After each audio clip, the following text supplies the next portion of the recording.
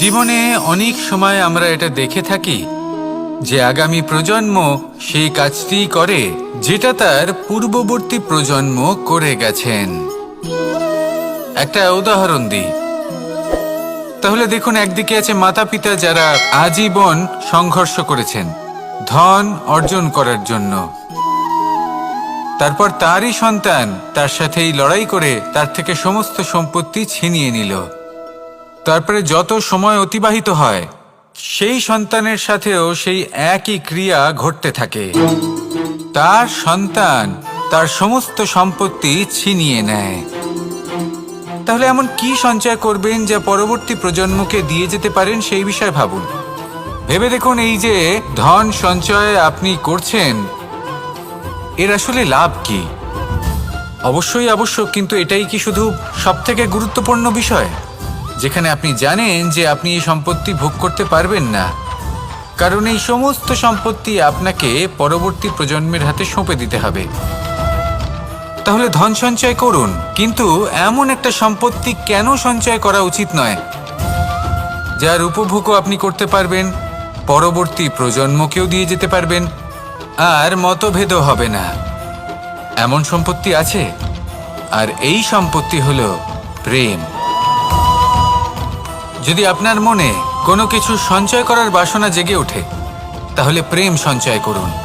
সেটা পরবর্তী প্রজন্মও পাবে এবং সেই প্রজন্ম ভবিষ্যতে ভালোবাসা ছড়াতে থাকবে। আর তখন এই মন সুপ্রসন্ন হয়ে বলবে, রাধা রাধা। মানুষ ভাবেন যে ধন অর্জন করা হলো অত্যন্ত গুরুত্বপূর্ণ।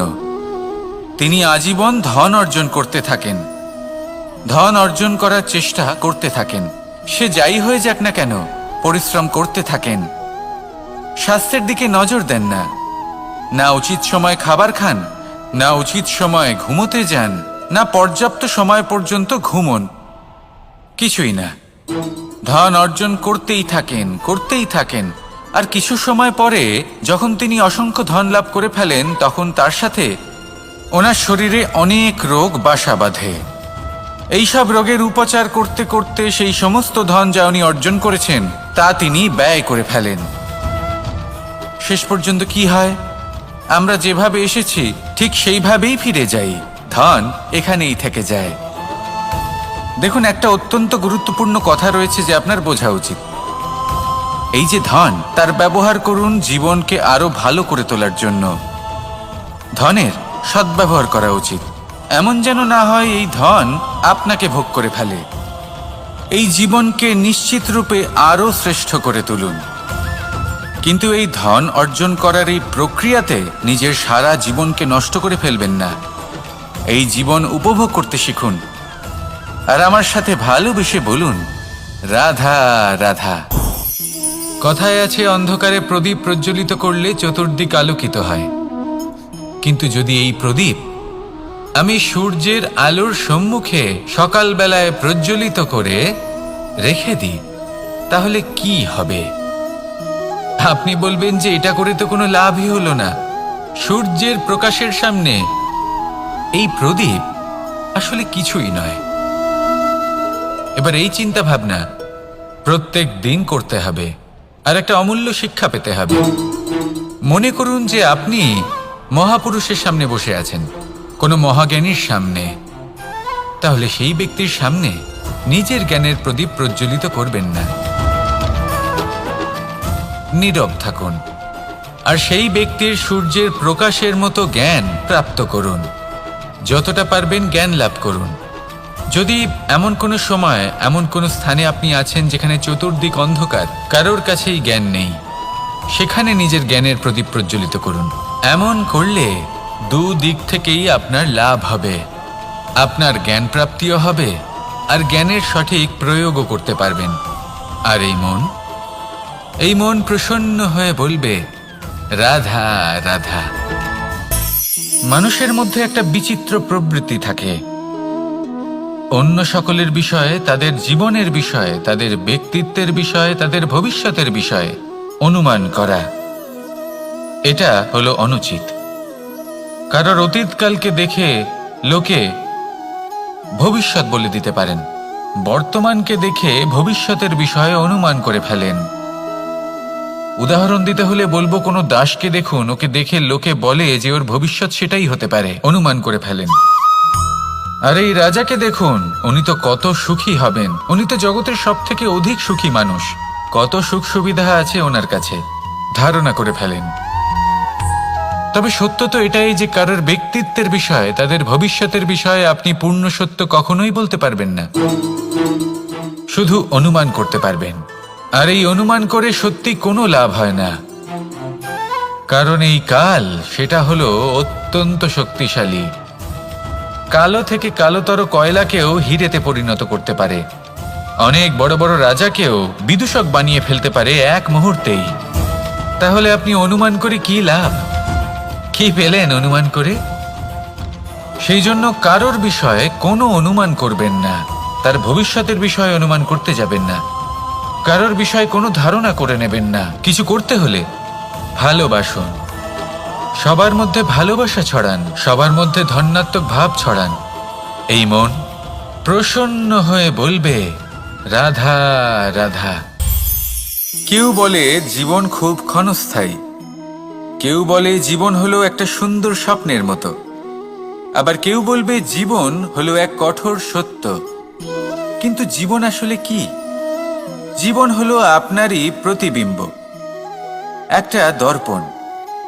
অর্থাৎ আপনি জীবনকে সেইভাবেই পাবেন যেরকম আপনি নিজেকে প্রতিপন্ন করবেন। যদি আপনি দর্পণের দিকে তাকিয়ে হাসেন, তাহলে আপনি সামনে হাসি মুখী দেখতে পাবেন। এবার যদি আপনি গম্ভীর হয়ে থাকেন, তাহলে আপনি একজন রুষ্ট ব্যক্তি দেখতে পাবেন। শেষে সবথেকে বেশি গুরুত্বপূর্ণ হলো আপনার চেষ্টা। আপনাকে সবসময় চেষ্টা করতে হবে যাতে আপনি নিজেকে প্রসন্ন এবং ইতিবাচক মনোভাবে রাখেন। এটা হলো আপনারই উত্তরদায়িত্ব, তাকে পালন করুন। এই মনকে প্রসন্ন রাখুন, এই সংসারকে সুন্দর বলে মনে হবে। আর এই মন প্রসন্ন হয়ে বলবে রাধা রাধা। মানুষের একটি সমস্যা আছে যে মানুষ সাফল্যকে মাপতে থাকেন, লক্ষ্যপ্রাপ্তিকে মাপতে থাকেন এবং তার তুলনা করতে থাকেন যে ও এত কিছু পেল আর আমি পেলাম না,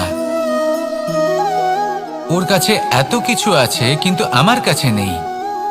এই তুলনা করার জন্য ওনারা দুঃখী হয়ে পড়েন, নিরাশ হয়ে পড়েন। তাই আমি একটা প্রশ্ন করছি যে এটা কি উচিত? এই সংসারে আপনি কি নিয়ে তুলনা করবেন, যেখানে সূর্যদেব চন্দ্রমা দুজনেই আছেন, দুজনেই হলেন বিশেষ, দুজনেই নিজ নিজ সময়ে উদিত হন। এদের মধ্যে একজন না থাকলে তাহলে আমাদের জীবন কঠিন হয়ে পড়বে। ঠিক সেইভাবেই আপনি যদি একটা বড় রেখা অঙ্কন করেন, তাহলে অন্য রেখাটি ছোট হয়ে পড়ে না, সে তেমনই থাকে যেমনটা সে ছিল। আপনার অস্তিত্ব কখনো ছোট বা বড় হতে পারে না, শুধু তুলনা করার জন্য আপনার এটা মনে হতে পারে। যদি আপনি যুদ্ধ করতে চান, আপনার তলোয়ারের প্রয়োজন পড়বে। যদি বস্ত্র তৈরি করতে চান, এত বড় তলোয়ার দিয়ে কিছুই হবে না, তখন প্রয়োজন পড়বে একটা ছোট্ট সূচের। তাই তুলনা করবেন না, না নিজেকে ছোট মনে করবেন, না অন্য কাউকে। সবার সাথে সহযোগিতা করুন, আর যদি তুলনা করতেই হয় নিজের সাথে করুন, যে কাল আমি কেমন ব্যক্তি ছিলাম, আজ কি তার থেকে শ্রেষ্ঠ হয়ে উঠতে পেরেছি? ভেবে দেখুন ভবিষ্যতে গিয়ে আপনি কতটা শ্রেষ্ঠ ব্যক্তি হতে পারেন। আসুন আমার সাথে ভালোবেসে বলুন রাধা রাধা। এই সংসারের সব থেকে গুরুত্বপূর্ণ তত্ত্ব কোনটা? প্রথম হলো সময়। জন্ম থেকে মৃত্যু পর্যন্ত এই যে সময়, এটাই তো হলো জীবন। দ্বিতীয় হলো জীবন, যাতে আমরা সময়ের সদ্ব্যবহার করি, শ্রেষ্ঠ থেকে শ্রেষ্ঠতর কাজ করার চেষ্টা করি। বহু বছরের এই পরম্পরা, এই সংস্কৃতিকে এগিয়ে নিয়ে যাওয়ার চেষ্টা করি। এই সংসারে আমরা অংশগ্রহণ করতে চেষ্টা করি। তৃতীয় হলো ধন, সেই ধন যা প্রত্যেক ব্যক্তি অর্জন করতে চেষ্টা করেন। এবার এই তিনটি তত্ত্বের মধ্যে একটা সামঞ্জস্য আছে, সমান ব্যাপার আছে, সে ধনই হোক বা সময় হোক বা হোক জীবন। আর সেই সমান ব্যাপার হলো যে যদি আপনি এটা গণনা করতে থাকেন, তাহলে তা কমতে থাকে। যদি আপনি এটা ব্যবহার করেন, তাহলে তা বাড়তে থাকে।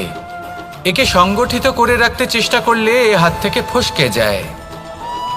কিন্তু যদি আপনি একে সামলে রাখতে শিখে যান, তাহলে এমন কাজ করবেন যাতে সংসারের সাথে সাথে পরবর্তী প্রজন্ম লাভবান হবে। যদি কিছু শিখতে চান তাহলে সামলাতে শিখুন, গণনা করা বা সংগঠিত করা নয়। আসুন আর আমার সাথে ভালোবেসে বলুন, রাধা রাধা। এই সংসারে সাফল্য লাভ করার জন্য জ্ঞানের প্রয়োজন হয়, পরিশ্রমের প্রয়োজন হয়, দৃঢ় নিষ্ঠার প্রয়োজন হয়, নিরন্তর চেষ্টা করা প্রয়োজনীয়। কিন্তু আরও কিছু আছে যা অত্যন্ত প্রয়োজনীয় এবং গুরুত্বপূর্ণ। তা হলো ভালো বন্ধু। তাদের থাকা অত্যন্ত প্রয়োজনীয়। যদি ভালো বন্ধু থাকে তাহলে সময় এলে তারা ঢাল হয়ে আপনাকে সুরক্ষা করবেন। সময় এলে অস্ত্রের মতো শত্রুকে সংহারও করবেন। যদি তিনি জ্ঞানী হন, তাদের মধ্যে সদ্গুণ থাকে, তাহলে এই সব গুণ আপনার মধ্যেও প্রবেশ করবে। তাহলে সাফল্যের জন্য ভালো বন্ধু পাওয়া অত্যন্ত প্রয়োজনীয়। কিন্তু শুধু বন্ধু কেন, ভালো শত্রুও থাকা প্রয়োজনীয়। এবার আপনি ভাববেন, আমি কি বললাম? যদি আপনার জীবনেও ভালো অর্থাৎ শক্তিশালী শত্রু থাকে, তাহলে আপনিও শক্তিশালী হতে থাকবেন। এই শত্রু আপনাকে প্রেরিত করবে আরো বেশি শক্তিশালী হয়ে ওঠার। কখনো কোনো হরিণকে দেখুন, তীব্র গতিতে দৌড়তে থাকে। কেন তীব্র গতিতে দৌড়য়? এই কারণে নয় যে কোথাও তার জন্য মধুর ঘাস অপেক্ষা করে রয়েছে, না। সে এই কারণে তীব্র গতিতে দৌড়য় কারণ সেটা না করলে তার পেছনে একটি সিংহ আছে যে ওকে নিজের ভোজন করে ফেলবে। তাই জীবনে বিপদ, সংকট, এই সব কিছুও হলো অত্যন্ত গুরুত্বপূর্ণ। তার সম্মুখীন হতে শিখুন আর আমার সাথে ভালোবেসে বলুন, রাধা রাধা। পুরুষার্থ। শাস্ত্রে 4 ধরনের পুরুষার্থের কথা বলা হয়েছে। প্রথম হলো ধর্ম। আপনি কি জানেন এই ধর্ম আসলে কি? আপনার কি মনে হয় ধর্ম আসলে কি? কোনো বিশেষ ঈশ্বরকে মানাই কি ধর্ম বলা হয়? নাকি কোনো বিশেষ রীতি পালন করাই হলো ধর্ম? নাকি কোনো বিশেষ সাহিত্যকে সর্বশ্রেষ্ঠ মনে করাই হলো ধর্ম? না, ধর্ম হলো সেটা যাকে ধারণ করা যেতে পারে। আর ধারণ শুধু সেটাই করা যায় যা পবিত্র। পবিত্র শুধু তাকেই বলা হয় যা নিঃস্বার্থ, যার মধ্যে শাসন করার কোনো ইচ্ছে নেই, যা সরলভাবেই প্রবাহমান, জল এবং বায়ুর মতো।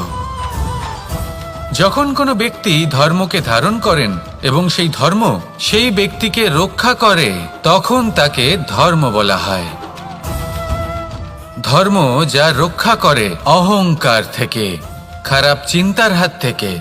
সেই জন্য পুরুষার্থ গড়ে তোলার আগে, ধর্ম পালন করার আগে ধর্মের প্রকৃত অর্থ কি সেটা বুঝে নিন। এটা জেনে রাখুন যে সমস্ত ধর্মের আধার, সমস্ত ধর্মের ভিত শুধুমাত্র ভালোবাসা। আসুন আর এই ভালোবাসার সাথেই বলুন, রাধা রাধা। কখনো কোনো বাগানের কোনো বৃক্ষকে দেখেছেন যেখানে সুগন্ধি ফুল থাকে, রসালো ফল থাকে? তখন মন প্রফুল্ল হয়ে ওঠে, মন থেকে সেই বৃক্ষের প্রতি ভালোবাসা জন্মায়। কিন্তু যিনি বাগানের মালিক, শুধুমাত্র তিনিই জানেন যে কিভাবে এই বৃক্ষকে আগলে রাখতে হয়, কিভাবে তার পরিচর্যা করলে এতে সুন্দর সুগন্ধি ফুল হবে, রসালো ফল হবে। কখনো কখনো প্রয়োজনের থেকে বেশি রোদ পেলে এই বৃক্ষগুলি শুকিয়ে যায়। প্রয়োজনের থেকে কম রোদ পেলেও এই বৃক্ষ কিন্তু শুকিয়ে যায়। প্রয়োজনের থেকে কম জল যদি পায়, এই বৃক্ষ শুকিয়ে যেতে পারে। প্রয়োজনের থেকে অতিরিক্ত জল যদি পায়, তখনও এই বৃক্ষের শিকড়গুলি নষ্ট হয়ে যেতে পারে। এবার এটাই কিন্তু আমাদের সংসারের সাথেও হয়। আমাদের সংসারের সকল প্রতিভাশালী ব্যক্তি, যেমন লেখক, বিচারক, প্রবক্তা, যোদ্ধা, এদের সবার ক্ষেত্রে এই কথাটাই প্রযোজ্য। যদি বেশি প্রশংসা করা হয় তাহলেও এরা হারিয়ে যাবেন। প্রয়োজনের থেকে বেশি যদি নিন্দা করা হয়, তখনও তারা নত হয়ে পড়বেন। তাহলে আপনি এদের রক্ষা করুন এবং নিজেদেরও। মনে রাখবেন একটা কথা, জেনে রাখুন কখন কোন নিন্দায় আপনি লজ্জিত হবেন না, আর কখন কোন প্রশংসার দ্বারা নিজের মধ্যে অহংবোধ জাগ্রত করবেন না। এই মন সুপ্রসন্ন হয়ে বলবে, রাধা রাধা। এই সাগর কত বিশাল আকার, কখনো শান্ত কখনো উত্তাল, কিন্তু এই সাগরকে এত মহান কে করে তুলল? জল। এবার এই জলের যাত্রা দেখুন, সেটা কতটা কঠিন। এই জল সাগরে থাকে, সূর্য ওকে এতটা উত্তপ্ত করে তোলে যে এই জল নিজের অস্তিত্ব হারিয়ে ফেলে এবং বাষ্পে পরিণত হয়ে হাওয়ায় মিলিয়ে যায়। তারপরে আকাশে যায় আর নিজের অস্তিত্ব আবার হারিয়ে ফেলে, মেঘে পরিণত হয়। তারপর এই মেঘ কোথাও গিয়ে কোনো পর্বতে ধাক্কা খায়, তারপর আবার এই জল নিজের অস্তিত্ব হারায়। তারপরে বর্ষার রূপ ধারণ করে তা বর্ষিত হয়, বা কোনো পর্বতের চূড়ায় তার শিখরে বরফের রূপ ধারণ করে। তারপরে এই বর্ষা মাটির দিকে নিজের যাত্রা শুরু করে। এবার মাটিতে ঝরে পড়া এই বর্ষা স্রোতের আকার ধারণ করে এবং আস্তে আস্তে বইতে থাকে। এই নদীর আকার ধারণ করে এবং নদী রূপে বইতে বইতে পাথরে ধাক্কা খায় বা কোনো পর্বতে ধাক্কা খায়, আর তারপর এই নদী এসে সাগরে সমাহিত হয়ে যায়। নদীর এই জল আবারও নিজের অস্তিত্ব হারিয়ে ফেলে, কিন্তু এইবার সেই জল নিজেই সাগরে পরিণত হয়। এটা আমাদের সকলের জন্য একটা শিক্ষা যে এই সংসারে জীবন এবং সময়ের হলো এক অনন্ত যাত্রা। এই সংসারে যা কিছু আছে তার সূত্রপাত কোথাও একটা হবেই। সেই জন্য মৃত্যু এবং সমাপ্তির চিন্তা ত্যাগ করে দিন, আর যে সূত্রপাত আপনি লাভ করছেন তার আনন্দ উপভোগ করুন। ভেবে দেখুন আপনি কিভাবে শ্রেষ্ঠ কর্ম করতে পারেন যাতে এই সংসার এবং এই সমাজ এই দুইয়ের মঙ্গল সম্ভব। আসুন আমার সাথে ভালোবেসে বলুন, রাধা রাধা। একটি নৌকা বিশাল একটি সাগরে ভেসে চলে, কখনো যাত্রীদের বা কখনো বিশাল বস্তুকে নিজের সাথে বহন করে নিয়ে চলে, এক স্থান থেকে অন্য স্থানে পৌঁছে দেয়। এই নৌকা কখনো সাগরে আটকে পড়ে বা কখনো ডুবে যেতেও পারে, কিন্তু এই নৌকা তখন ডুবে যায় না যখন এর আশেপাশে অধিক মাত্রায় জল থাকে। এটা তখন ডুবে যায় যখন ও নিজের আশেপাশের থাকা জলকে নিজের ভেতরে প্রবেশ করতে দেয়। যখন আস্তে আস্তে এই জল প্রবেশ করতে থাকে, নৌকা ভারী হতে থাকে আর আস্তে আস্তে ডুবে যায়। এটা আমাদের কাছে একটা শিক্ষা। হতেই পারে আমাদের এই সংসারে, আমাদের জীবনে আশেপাশে অনেক বেশি মাত্রায় নেতিবাচক শক্তি থাকবে, ঈর্ষা থাকবে, বিদ্বেষ, ঘৃণা বা ভয় থাকবে, কিন্তু মনের এই নৌকা শুধু তখনই ডুববে যখন আপনি এই নেতিবাচক শক্তিকে নিজের ভেতরে প্রবেশ করতে দেবেন। মনে রাখবেন, এই নেতিবাচক শক্তিকে কখনো নিজের মনে প্রবেশ করতে দেবেন না। প্রবেশ করলেও তাহলে যেন সে সেখানে কোনো স্থান না পায়। শুধু এই বিষয়টা খেয়াল রাখলে আপনার মনের এই নৌকা জীবনের এই সাগরে সব সময় ভেসে থাকবে, আর এই মন প্রসন্ন হয়ে বলবে, রাধা রাধা।